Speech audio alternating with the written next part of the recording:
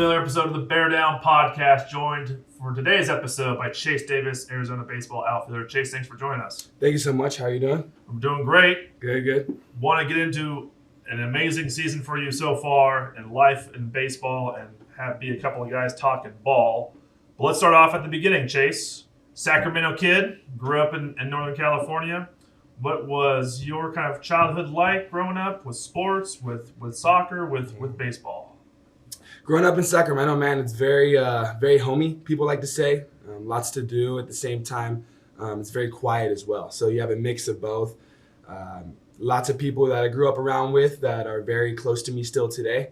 I know it's a small world over there in Northern California as well. So it's also very fun to be there as well. And just, it's some place that I could always call home, regardless of where I go in life or no matter how long I'm at some place playing baseball or whatever it may be.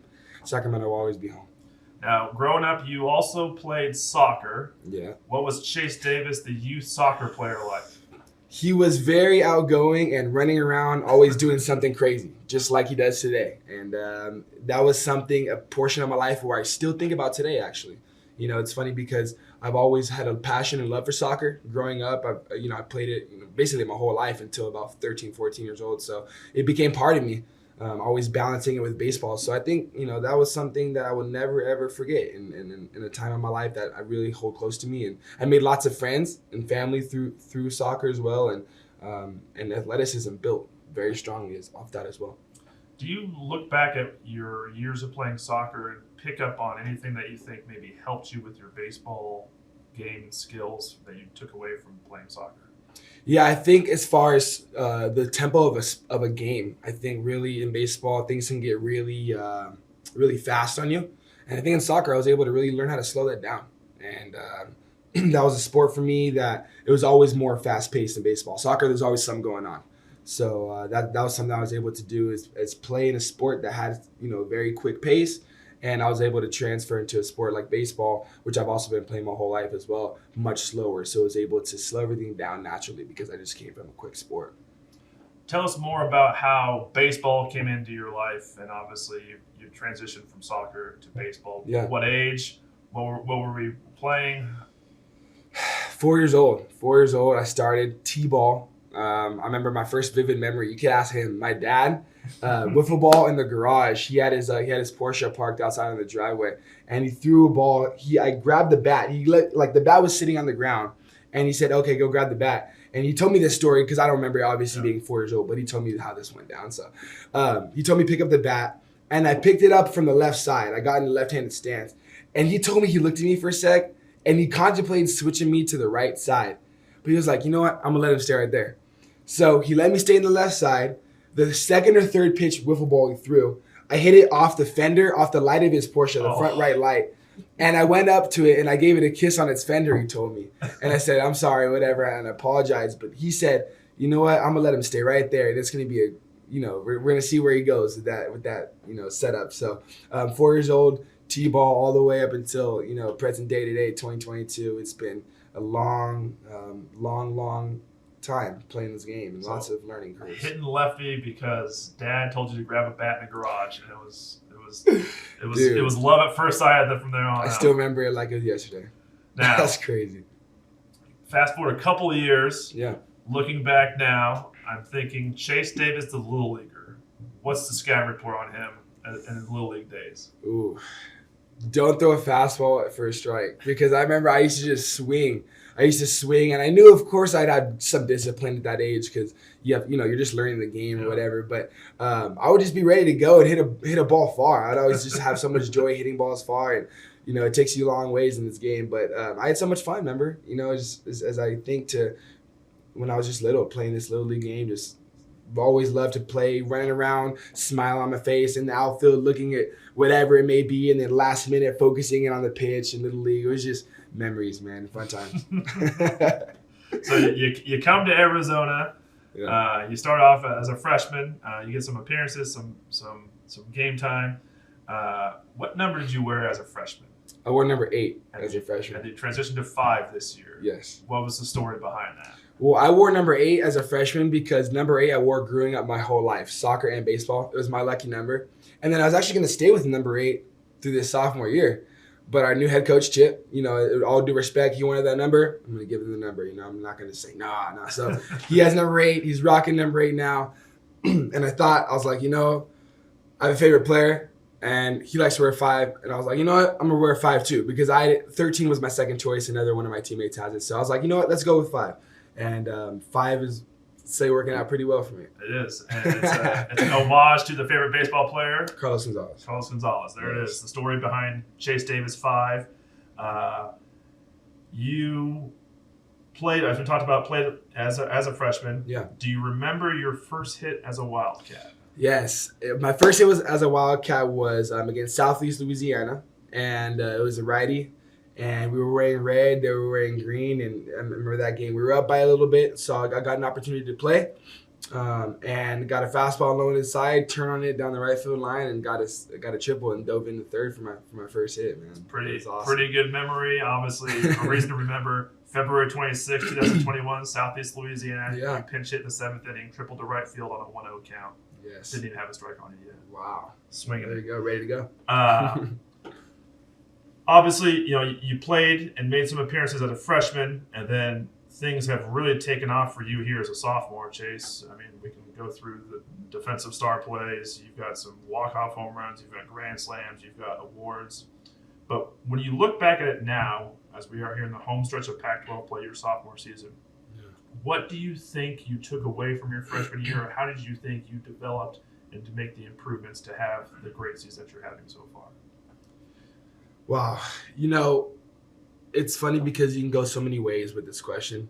But the most important way I could say is not being able to feel as comfortable in the box and on the field freshman year was something that taught me, and I was able to learn, like, okay, you know what? You're not getting as many appearances as you want, and you're not getting to play as much as you want. Okay, so what? Instead of being a bad teammate and throwing a fit or whatever you may call it, I was able to look back and take a step back and really be like, it's just not my time.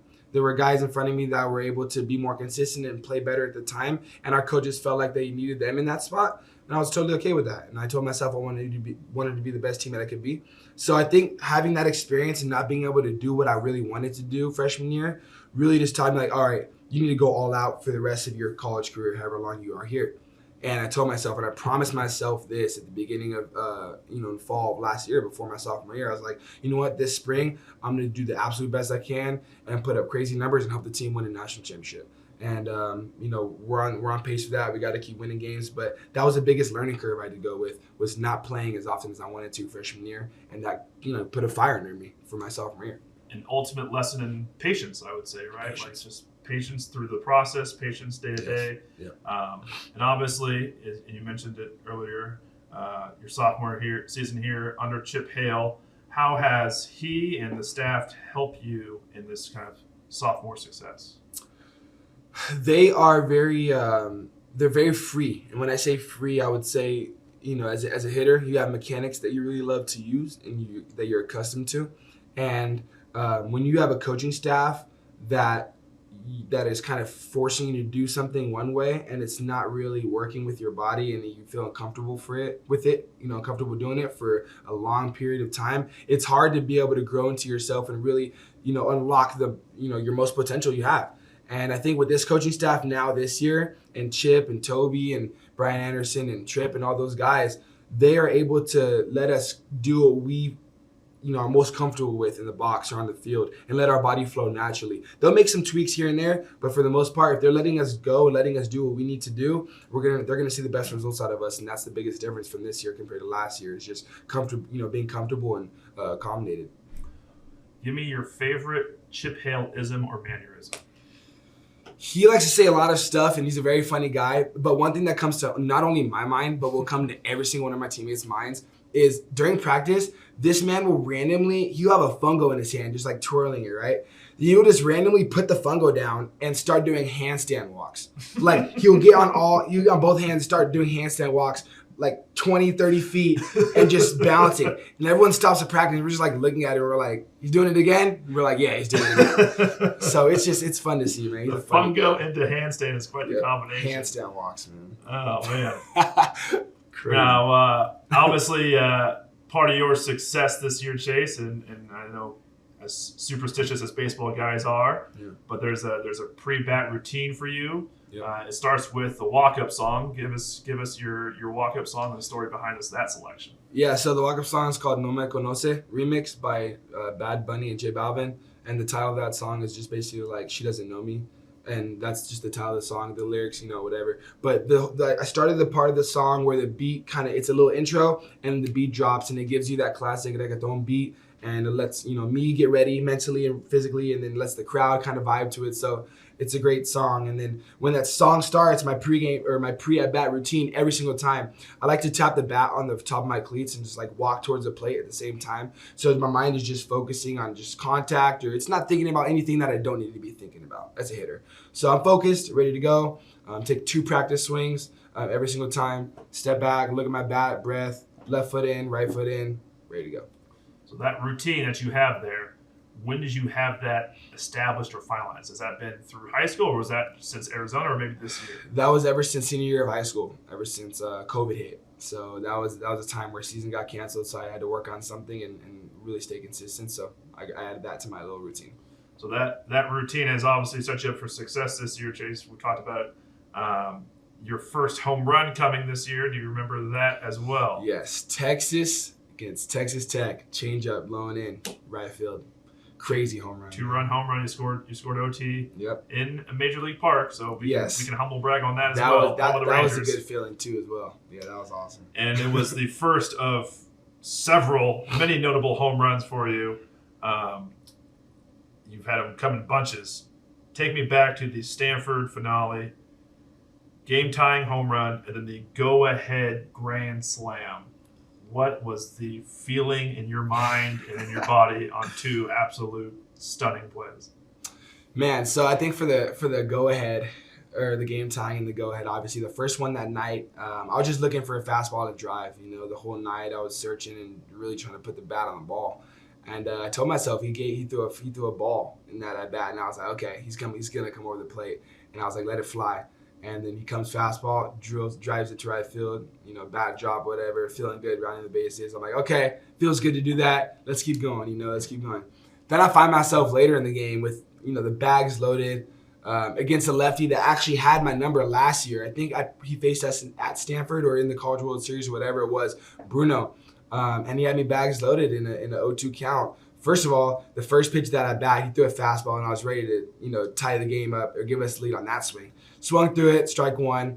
Curveball outside corner, kind of disagreed with, strike 2. So I'm like, okay, I'm in an 0-2 count right here. Bags loaded. Umpires calling whatever. So I'm like, okay, anything close, I got to be swinging. And it was a 2-pitch pitcher. And our coach told us this scouting report. He rarely comes curveball. And he has a 94-plus fastball. So everyone in the park was thinking fastball. But I was like, you know what? He might come curveball here. And I was sitting curveball. If it was not a curveball that pitch, I would have been late and would have struck out. But I was hitting curveball right on time and drove it to right field for a grand slam. So it leaves your bat. What's going through your mind at that point?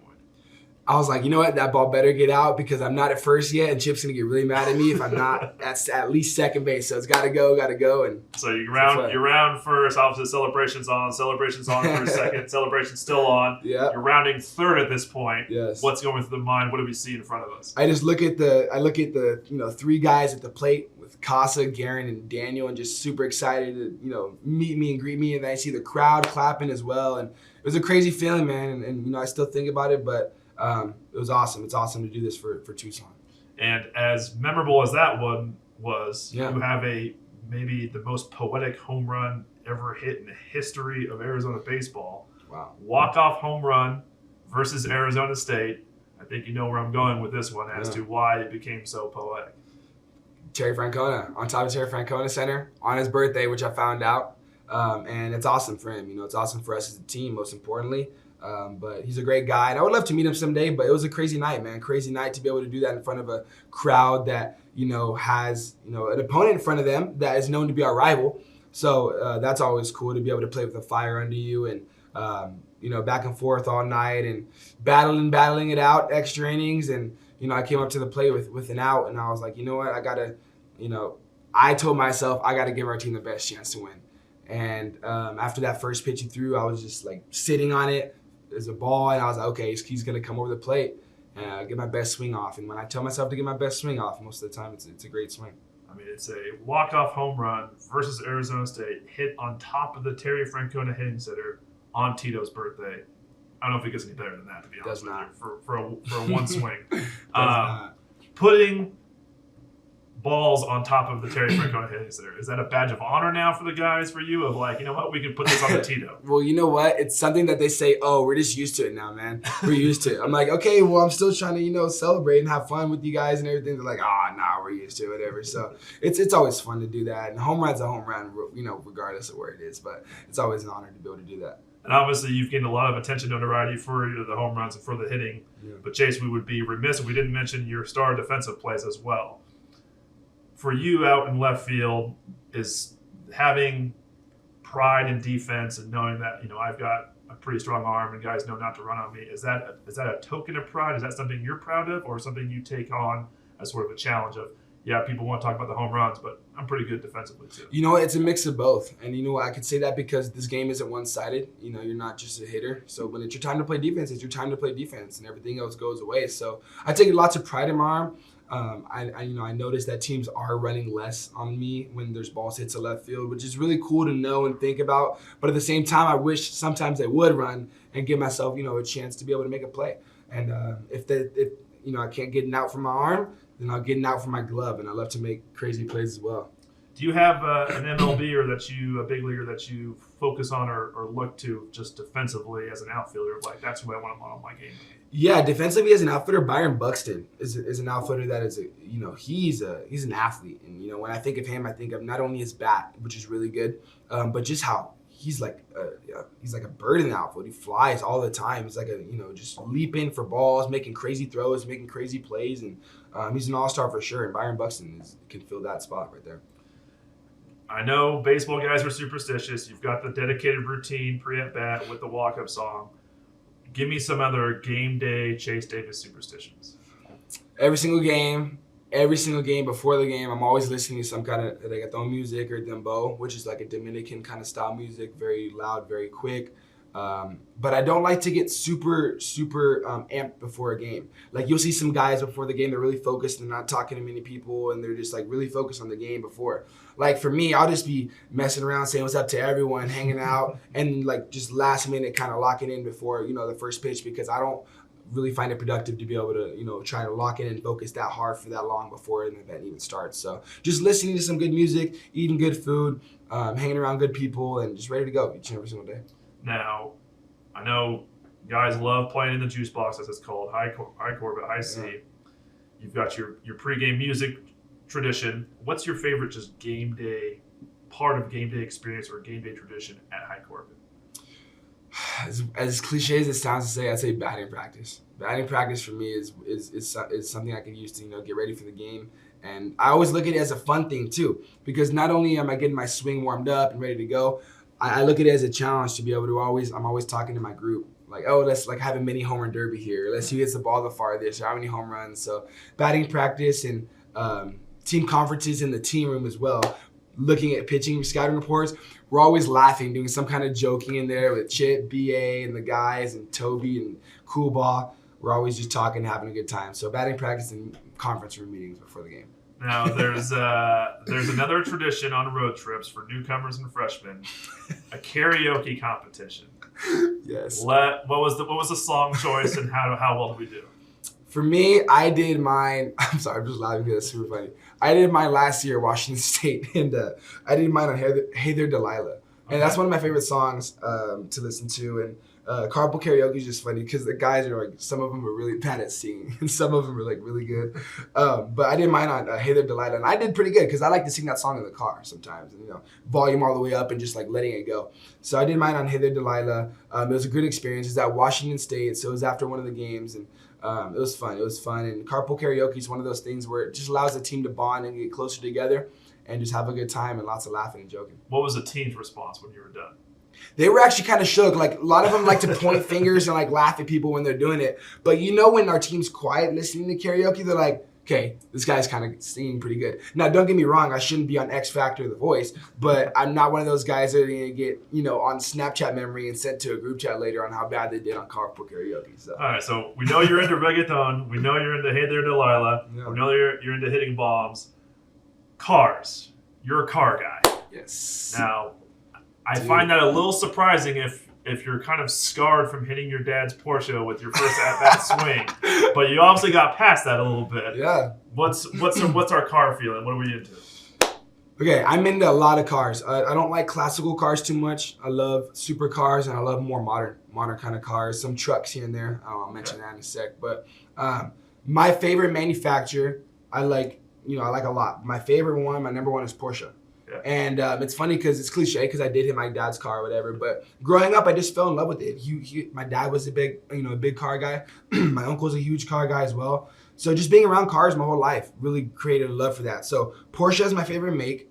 I love Lamborghini, Ferrari, McLaren, all those kind of cars, Bugatti, whatever you name it. But Porsche is a car and a make, and specifically Porsche 911 GT3 is my dream car, and I want to buy that, when I get the chance. And it's a great car. I actually just got back from Phoenix on Monday test driving that because I like to go up to Phoenix all the time and test drive supercars, which is another thing I love to do on off days. But Porsche, man. Porsche is a very reliable car. Very, not too crazy, like flashy, but not too, under the radar. So Porsche and specifically the 911 GT3. Are we binge watching or hooked to anything on Netflix or a streaming service? What do we? Ooh. Are we in F1 because we're on the car kick now? Or you know what? I like watching. That's more of a YouTube thing. So I'll look up a whole bunch of like car videos and car meets on YouTube, and there'll be like car spotter guys. But as far as Netflix, there is a show that is continuing right now that me and my girlfriend do watch together. It's called Elite. And it is a high school themed kind of series with about 25, 26-year-old actors, right? Mm-hmm. But it just takes place in Spain. And a lot of Spanish speaking, so it's like drama mixed with like romance and stuff like that. So I'm watching Elite with her, but I love watching car videos on YouTube when I get the chance. Car videos on YouTube. Yeah. Probably a lot of Porsche. A lot of Porsche, a lot of Lamborghini, Ferrari, you name it. All right. Now, I'm going to ask for the Chase Davis Sky report on the rest of the team.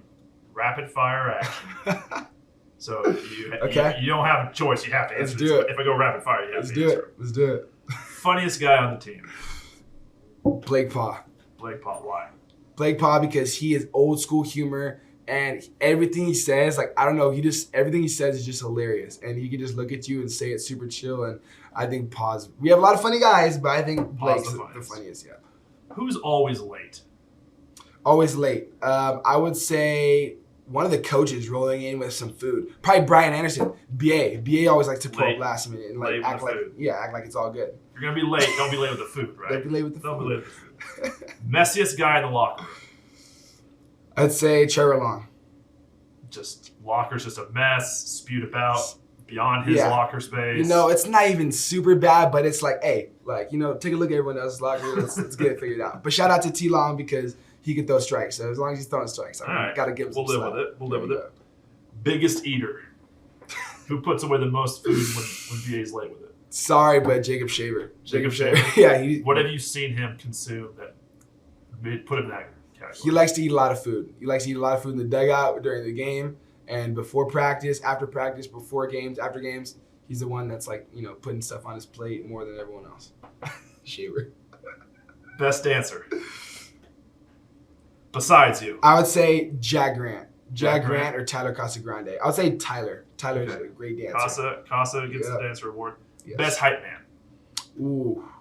I would say, wow, that's a good one. Noah Turley. Noah Turley. Yes, Noah Turley. Give me an example of his hype. He is just, I thought I was electric, and I thought some other guys on the team was electric, but there'll be times where you wouldn't even expect anyone to have any energy, and then here comes Noah, like flexing or like screaming or roaring or doing something super crazy and out of the norm. So he's always like grabbing on my shirt, like looking at me like, let's go, like just firing me up. So I think for sure Noah takes Noah Turley, shout out, hype man. Yes. Now, we've kind of seen a little bit of this throughout what we've talked about so far, Chase, but you are fluent in Spanish. Yes. Majoring in Spanish, obviously you love the reggaeton, but you have a connection to Spanish through your mother, who is spoke multiple languages. Yeah. What was that like growing up, and how did you kind of get that bilingual approach and speaking Spanish instilled in you at I'm sure a young age? Yeah, it's funny because she grew up in Orange County, but lived in Brazil for a very, very long time with a host family, and she was kind of an exchange student, as you would say. So she lived there a long time. She was able to get English and Portuguese under her belt. She eventually learned Spanish, and her brother is married to a woman. My uncle is married to a woman that is from France, so she speaks fluent French. So he knows French. So my mom learned some French. So my mom knows 4 languages. Fluent in at least 2 for sure, like fluent, but understands 4 and can speak it. So I was just able to learn that at a young age. My daycare provider, my mom would tell her to not speak English to us, so it would just be all Spanish. And then growing up in high school, I took like a break and I would like stop Spanish for like a year. And then I picked it back up junior year, and it's been so much Spanish ever since. And especially coming here to Tucson and having some teammates as well, and even my girlfriend, like we all of us speaking Spanish and always having a good time. Why is being bilingual important to you? It's important because it opens doors, not only, to career paths, but just, your everyday life, being able to engage in conversations that you normally wouldn't if you didn't know the language. And I think really succeeding as far as we're talking about career paths, giving yourself a chance to become, whether it's a TV, whether it's a weatherman, whether it's a broadcaster, whether it's a translator for a professional athlete, whatever it may be. I think learning another language, and it doesn't always have to be Spanish, opens, doors for you and, can give you chances to make money and make a living and provide for your family. So you just touched on it a little bit, but career paths, what are our goals for life after baseball, life after we're done playing, hopefully for a long, long, long time? I've been putting more thought into this recently, and it's funny because I wouldn't think too hard about it, but I keep it in the back of my mind. I want to, I've done it here and there, done it a little bit. I want to race cars. Whether it's, I don't want to say NASCAR Cup Series, which I'm huge into right now. I don't want to say really that, but just a different kind of tracks across the world, popular ones, whether it's racing supercars or I don't know what, it could just expand. I don't know what it could be, what I could, possibly achieve, but keeping that in the back of my mind, maybe even broadcasting, staying in the game. I love baseball, so staying in the game is a very, very possible, opportunity. So whatever it may be, racing cars, baseball, or, even just spending more time with family or even going on vacations more. And even bilingual broadcasts, right? Like there we go. You can call baseball in English or Spanish. So, Mm-hmm. Well, that's it for this one. We went over a lot, Chase, but thanks for joining us. Thank you for your time. Hopefully you enjoy on Cinco de Mayo with Spanish-speaking card nut and hard-hitting at the plate. Chase Davis, thanks for joining us. Chase, Bear Down Podcast. Download now.